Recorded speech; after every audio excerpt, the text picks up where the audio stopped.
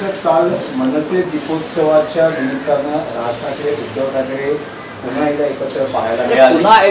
पुन्हा एकदा किती वेळा एकत्र पाहायला मिळाले आणि तुम्ही असं म्हणताय की मराठी माणसाच्या एकजुटीचा विषय आहे किंवा दीपोत्सव आहे. संपूर्ण मराठी माणूस आणि महाराष्ट्र दीपाने उजाळून निघाला. मग तर चुकीचं आहे.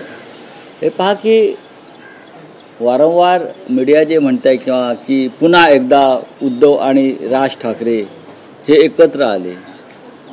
काल शिवसेना पक्षप्रमुख उद्धव ठाकरे यांनी शिवाजी पार्कच्या व्यासपीठावर महाराष्ट्र नवनिर्माण सेनेचे प्रमुख आणि त्यांचे बंधू राज ठाकरे यांच्या उपस्थितीत सांगितलं की आम्ही एकत्र राहण्यासाठीच एकत्र आलेलो आहोत. कळलं? हे ते पक्का करा की आम्ही एकत्र राहण्यासाठी एकत्र आलेलो आहोत. हे जेव्हा शिवसेना पक्षप्रमुख किंवा महाराष्ट्र नवनिर्माण सेनेचे प्रमुख सांगतात तेव्हा ते पुन्हा एकत्र आले, ते पुन्हा एकत्र आले, हे बोलणं योग्य नाही. काल जो शिवतीर्थावर दीपोत्सव झाला तो दीपोत्सव गेले 14 वर्ष महाराष्ट्र नवनिर्माण सेनेचे खास करून राज ठाकरे यांच्या संकल्पनेतून होतो आहे आणि ते मुंबईचं आकर्षण आहे नक्कीच. काल त्याचं उद्घाटन शिवसेना पक्षप्रमुख उद्धव ठाकरे यांच्या हस्ते झालं. राज आणि उद्धवजी यांनी मराठी जनतेला अभिवादन केलं आणि मराठी ऐक्याचा हा दीपोत्सव आहे असंही सांगितलं. आनंदोत्सव आहे. अशा असंख्य दिवाळ्या किंवा दीपोत्सव मराठी माणसाच्या जीवनात येवोत ही मराठी माणसाची भावना आहे. काल ज्या प्रकारचा दीपोत्सव आणि आतषबाजी आकाशात झाली ही आतषबाजी आणि हा अशा प्रकारचा दीपोत्सव मराठी आणि महाराष्ट्राच्या जीवनामध्ये अनंत काळापर्यंत येऊ ही आमच्या सगळ्यांची भावना आहे आणि त्यालाही सुरुवात झालेली आहे. कालचं वातावरण अत्यंत उत्साही आणि आनंदी होतं आणि हा आनंद संपूर्ण दिवाळीमध्येच राहील आणि यापुढे राहील. यापुढे महाराष्ट्राच्या आणि मराठी माणसाच्या प्रत्येक प्रश्नात आणि संघर्षात राज आणि उद्धव ठाकरे हे एकत्रितपणे काम करतील आणि मराठी माणसाला आणि महाराष्ट्राला वैभवाचे दिवस प्राप्त करून देतील. ही या दीपोत्सवाचा संदेश आहे कालच्या. यापेक्षा तुम्हाला काय हवं आहे? उत्तम चाललंय, उत्तम चालू द्या. तुम्ही सगळ्यांनी मराठी माणसाने शुभेच्छा दिल्या पाहिजेत. नाही राऊत साहेब, तुम्ही असं म्हणालात की राष्ट्राच्या प्रत्येक प्रश्नावर आता राज ठाकरे एकत्र पाहायला मिळतील. अशा वेळेस राजकीय पटलावर एक प्रश्न विचारलाच जातोय. तुम्ही म्हणाल की याची चिंता तुम्ही करू नका, पण काँग्रेस एनसीपी शरद पवार गटाचं मग काय? काय ते मराठी नाही आहेत का? शरद पवार साहेब ही सुद्धा आमच्या महाराष्ट्राची अस्मिताच आहे ना. आणि संयुक्त महाराष्ट्राच्या लढ्यामध्ये काँग्रेसचे अनेक नेते उपस्थित होते. आज पुन्हा एकदा या महाराष्ट्रामध्ये संयुक्त महाराष्ट्राच्या लढ्यासारखी परिस्थिती निर्माण झाली आहे. चित्र आहे महाराष्ट्रावर जे आक्रमण सुरू आहे एका विशिष्ट वर्गाकडून, उद्योगपतीकडून मुंबई गिळण्यासाठी, ही प्रत्येक मराठी नेत्याची जबाबदारी आहे आणि ती प्रत्येकाने पाळली पाहिजे. आणि राष्ट्रवादी काँग्रेस किंवा काँग्रेसमधले महाराष्ट्रातले पुढारी या लढाईमध्ये कुठेच मागे राहणार नाहीत. या लढाईमध्ये फक्त महानगरपालिकेतल्या जागा वाटप हा प्रश्न नाही आहे. मतदार यादीतला जो घोटाळा आहे हा सुद्धा महाराष्ट्र आणि मराठी माणसाची पिछेहाट करण्यासाठी केला आहे भाजपनं आणि त्यांच्या लोकांनी. एकत्र आलो ना आम्ही एकत्र आलो, आम्ही आवाज उठवला, आम्ही त्याच्यावर संघर्ष करायला तयार आहोत, आम्ही रस्त्यावर उतरायला तयार आहोत. ही भावना सगळ्यांची असताना या पक्षाचं काय होणार, त्या पक्षाचं काय होणार, यापैकी एकाही पक्षानं कधीही एकत्र येण्याबद्दल कोणतीही नकारात्मक भूमिका घेतलेली नाही. कधीच घेतली नाही.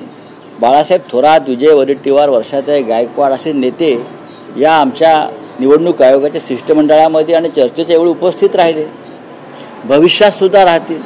स्वतः शरद पवार साहेब होते, दुसऱ्या दिवशी जयंत पाटील आणि शशिकांत शिंदे होते. अजून काय पाहिजे आपल्याला? नाही, पण काँग्रेसचं महाराष्ट्रातलं जे सगळ्यात मोठं पद आहे, प्रदेशाध्यक्ष पद, ते हर्षवर्धन सपकाळ मात्र या सगळ्या डेलिगेशन पासून लांब राहतात, किंवा ते असं म्हणतात की आमच्याकडे मनसेला सोबत घेण्यासंदर्भातला कुठला प्रस्तावच नाही.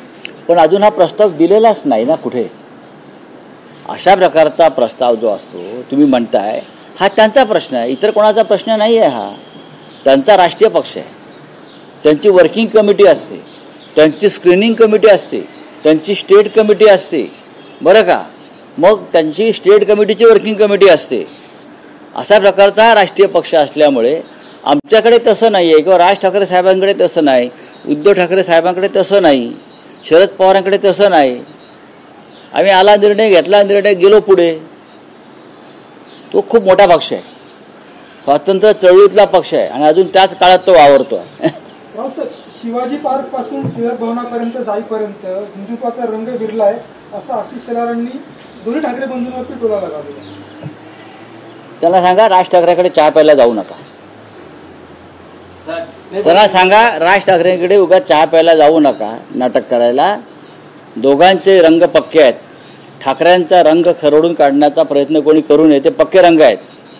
भारतीय जनता पक्षाचा रंग राहिलाय का? भारतीय जनता पक्षाचा रंग हा भ्रष्टाचाराचा रंग आहे, काँग्रेसचा रंग आहे.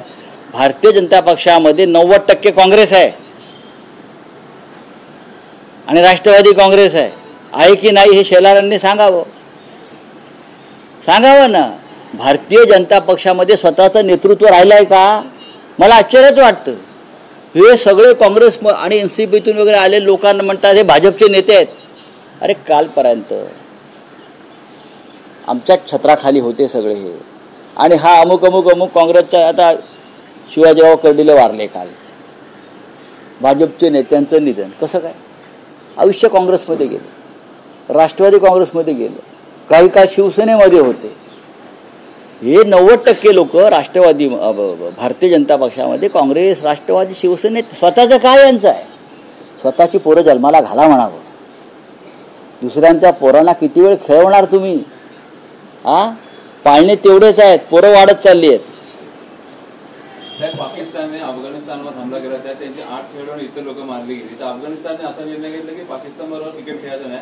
मात्र असा हमला, असा अटॅक भारताबरोबर देखील झाला. भारत मात्र आता त्यांच्यावर क्रिकेट खेळताना दिसतो. हो, भारत त्यांच्यावर केक पण खाऊ शकतो, भारत त्यांच्याबरोबर क्रिकेट पण खेळू शकतो. कारण अफगाणिस्तानमध्ये जय शहा नाही आहे, लक्षात घ्या. अफगाणिस्तानमध्ये अमित शहा आणि जय शहा नसल्यामुळे अफगाणिस्तान हा एक प्रखर राष्ट्रवादी निर्णय घेऊ शकला. आमच्याकडे जय शहा आहेत, आमच्याकडे पैशाचे व्यवहार आहेत. अफगाणिस्तानमध्ये पैशाचे व्यवहार चालत नाहीत राष्ट्र आणि धर्मापुढे. जय शहा तिकडे असते तर कदाचित हा निर्णय झाला नसता. रावसाहेब, मशिदीवरील भोंगे मीच काढले, माझाच लढाई असं किरीट सोमय्या म्हणतात. बोलू द्या, त्यांच्या बोलणारा कोण विचारतो. रावसाहेब, जशा जशा स्थानिक स्वराज्य संस्थांच्या निवडणुका, महापालिका निवडणुका जवळ येत आहेत, तसे महायुतीतलेही मतभेद आपल्याला प्रकर्षाने पाहायला मिळत आहेत. कदाचित महाविकास आघाडीतही पुढच्या काळात मनसे या मुद्द्यावर पाहायला अजिबात नाही. पण महायुतीतही आहे की स्वबळाची. बघा, तुमचा प्रश्न पूर्णपणे चुकीचा आहे. इथे महाविकास आघाडीचा प्रश्न येत नाही. राज ठाकरे आणि उद्धव ठाकरे एकत्र आलेले आहेत. ज्यांना आमच्यासोबत यायचं आहे आम्ही त्यांचं स्वागत करणार. ही युती पक्की आहे. महाविकास आघाडी, मी वारंवार तुम्हाला हा प्रश्न सांगत असतो, उत्तर देतो की महाविकास आघाडी ही विधानसभेसाठी होती, इंडिया ब्लॉक लोकसभेसाठी होता. स्थानिक स्वराज्य संस्थांसाठी अशा प्रकारची कोणतीही चर्चा कोणामध्ये झाली नाही. नक्कीच शिवसेना पक्षप्रमुख उद्धव ठाकरे आणि महाराष्ट्र नवनिर्माण सेनेचे प्रमुख राज ठाकरे हे दोघे या क्षणी एकत्र आहेत, मुंबई आणि मराठी माणूस वाचवण्यासाठी. आणि हा अत्यंत ज्वलंत प्रश्न आहे. मुंबई कोणाच्या हातात तुम्ही देणार आहात? महाराष्ट्राची राजधानी. तुम्ही पुणे कोणाच्या हातात देणार आहात? ठाणे तुम्ही कोणाच्या हातात देणार आहात? आज पुण्यामध्ये जो जैन समाजाच्या ट्रस्टच्या 4,500 कोटी जागेचा जो काय प्रकरण समोर आलेलं आहे, हे कोण लोक आहे? ते सगळे बाहेरचे लोक आहेत. लक्षात घ्या, 3,500 ते 4,000 कोटीचा घोटाळा आणि त्याचे धागे मुख्यमंत्र्यांपर्यंत गेलेले आहेत, नागपूरपर्यंत गेलेले आहेत. हे लवकरच मी बाहेर काढेन. आम्ही आंदोलन, जैन समाज रस्त्यावरती उतरलेलं आहे. एका ट्रस्टच्या भूखंडाचा हा घोटाळा किती गंभीर आहे तुम्हाला लवकरच कळेल. यात कोण कोण अडकलं आहे, किती केंद्रीय मंत्री आहेत, किती महाराष्ट्रातले मंत्री आहेत, मुख्यमंत्र्यांच्या मामांपर्यंत कसं प्रकरण गेलेलं आहे. बरं का, 24 तासामध्ये तलाठी, तहसीलदार, जिल्हाधिकारी कसे निर्णय देतात जे सामान्य माणसाला मिळत नाहीत. बघू ना, आपण पाहूया, ह्या सगळ्या गोष्टी येतील. तुम्ही भ्रष्टाचाराच्या चिखलात डुबक्या मारताय आणि आम्हाला ज्ञान देतात. मिस्टर फडणवीस साहेब, हे राजकारण करताना तुम्ही पण जपून करा. आम्हालाही राजकारण, तुमच्या आधीपासून आम्ही राजकारणात महाराष्ट्राच्या रस्त्यावर आहोत. हां, ऐकतं नाही मिळालं आहे आम्हाला काही. रावसाहेब, ठाण्यामध्ये भाजप स्वबळावर निवडणूक लढवण्याची जवळपास तयारीत आहे. रोज त्यांच्या भूमिका समोर येतात. अशातच ठाण्यात नवे बॅनर्स लागलेले आहेत, ज्यात असं म्हटलं जातं की ठाण्याचा विकास चप्पा चप्पा सर्वत्र दिसेल, फक्त आणि फक्त भाजप. त्याच्यावरती मेंदे गटानं बोललं पाहिजे ना. त्यांच्याशी युती, आम्ही कसं काय बोलणार? आम्ही आणि मनसे ठाण्यामध्ये लढणार आणि सत्तेवर येणार. आमचाही नारा 75 पार आहे. बोला, आमचाही नारा 75 पार. ते म्हणतात 70 पार. आमचा 75. फार जास्त.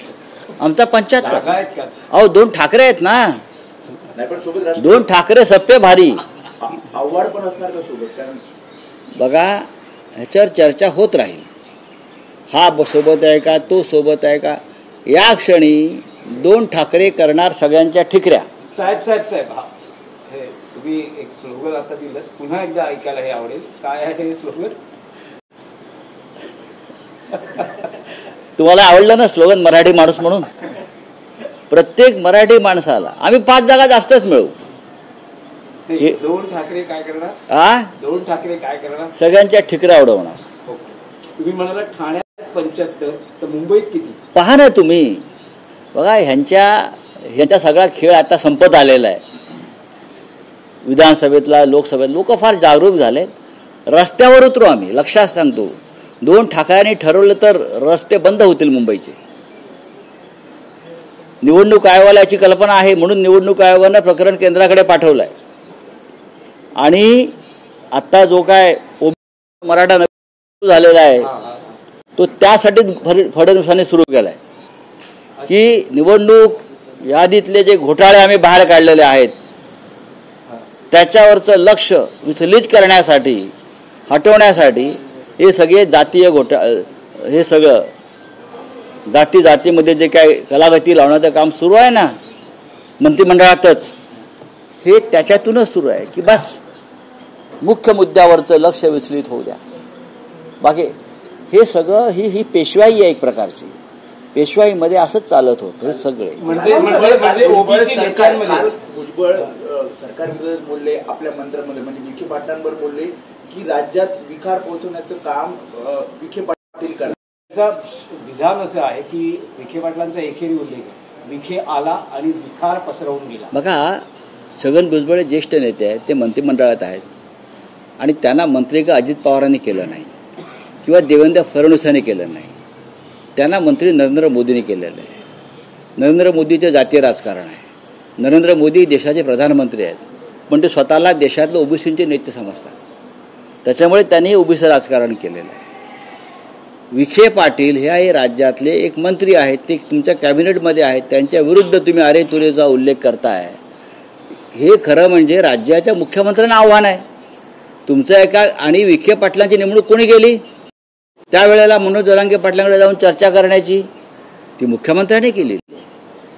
म्हणजे मुख्यमंत्र्यांना आव्हान आहे.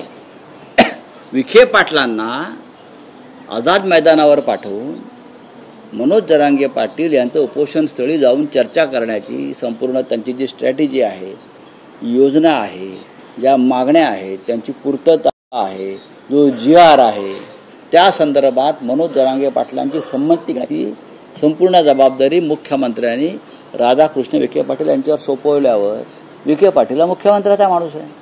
नाही पण आता मंत्रीच म्हणतात आम्ही सरकारच्या विरोधात रस्त्यावर उतरू. उतरा, राजीनामा द्या आणि उतरा ना.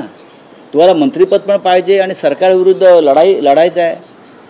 तुम्हाला अटक करून घ्यायची नाही आहे, त्यासाठी तुम्हाला संरक्षण पाहिजे. विरोधी पक्षाने अशा प्रकारची भाषा वापरली तर आमच्यावरती कायद्याखाली कारवाई होईल.